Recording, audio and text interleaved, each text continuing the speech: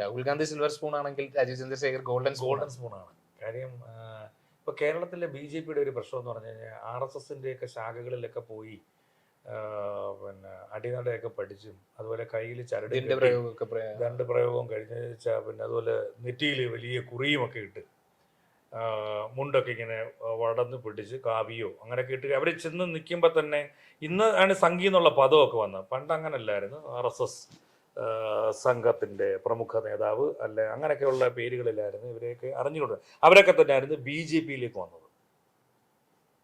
അതായത് ഇവിടെ പിന്നെ അമ്പലത്തിൻ്റെ പറമ്പുകളിലോ അല്ലെങ്കിൽ മറ്റേ ഒഴിഞ്ഞ കൂടുകളിലോ ഒക്കെ പോയിട്ട് ഈ ദണ്ഡപ്രയോഗമൊക്കെ നടത്തി നിൽക്കുന്നതൊക്കെ ഇട്ട് വന്ന രാഷ്ട്രീയത്തിൽ നിന്നൊക്കെ മാറി BJPയുടെ വക്താക്കളായി വന്നവർ ഇപ്പോൾ ആദ്യം തിരുവനന്തപുരത്ത് മാരാർജി ഹൗസ് കണ്ടിട്ടുണ്ടോ? പഴയ മാരാർജി ഹൗസ് ആദ്യ കാലഘട്ടം അദ്ദേഹമാണ് സ്ഥലം വാങ്ങിക്കൊടുക്കുന്നത്. മുകുന്ദനെ അത് അവരൊക്കെ ഇരിക്കുന്ന സമയത്ത് അദ്ദേഹമാണ് സ്ഥലം വാങ്ങിക്കൊടുക്കുന്നത് ഈ പാർട്ടിക്ക് വേണ്ടി BJPക്ക്. ലാസ്റ്റ് ഒന്നും അല്ലാതാക്കി കളഞ്ഞു. മൂന്ന് ചേട്ടനൊക്കെ ഒന്നും അല്ലാതാക്കി കളഞ്ഞു.